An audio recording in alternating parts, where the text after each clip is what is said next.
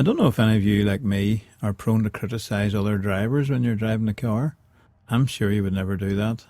My wife was beginning to get tired of me remarking on drivers with only one headlight working, and suggested, a bit sarcastically I think, that I ought to count them and keep a record. Great idea, I thought, and immediately began counting cars with defective right and left hand headlights. This had the result of my complaints being reduced to a simple 33 and 35 now, every now and then, with a dry yes in response.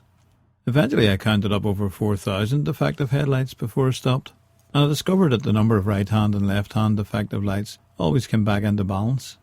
Maybe I should publish this important research, I don't know. At least once a week I tend to be driving into Belfast from the Lisburn direction, in other words down the M1 motorway. A couple of years ago we had a major overhaul on this road, so it's now what North Americans would call a 6-lane. It now connects directly to the West Link, which takes you right through the middle of the city, and at the other end connects with the M2 and the M3, Lagan Bridge. As you come into Belfast from a southerly direction, the road now dives onto the Broadway roundabout, which has recently had a huge new sculpture added. This is in the form of two spheres, one inside the other, made up of interlocking triangles. Locals in Belfast apparently now refer to it as the Balls and the Falls.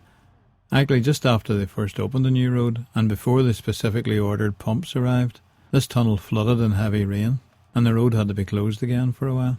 It happened so fast that a taxi driver who ran into the flood and stalled had to literally swim for his life. Another thing I was thinking about recently was some of the escapades we used to get up to as kids. Just up the road from where I grew up in the County Down countryside, there's an estate of many acres, or a domain as it's often called, with a huge house and a stone wall built right round the grounds. Incidentally, this was a famine wall, built in 1845-46, to provide work for poor starving labourers, in order to avoid actually giving them relief. The father of a couple of friends of ours was the farm manager of this estate, and they lived on the premises, so my brother and I'd often cycle up there and mess around with them. You know, play king of the castle by throwing each other off the top of the hay bales in the hay shade, take sips of the sweet molasses used for making silage, and leap around in the clump of rhododendron bushes right in front of the big house, as if we were monkeys. One thing we loved to do was ride our bikes downhill as fast as we could, and crash into a large clump of bamboo at the bottom. It would take us maybe 10 minutes trying to extricate our bikes from the bamboo, and then we'd have another go. Right next to the bamboo was a small wood known as the roundwood, which was well fenced off, with danger signs placed around it. Apparently when the estate was previously owned by an army colonel, they placed a whole lot of unexploded World War II bombs there. Needless to say, we never ventured in there.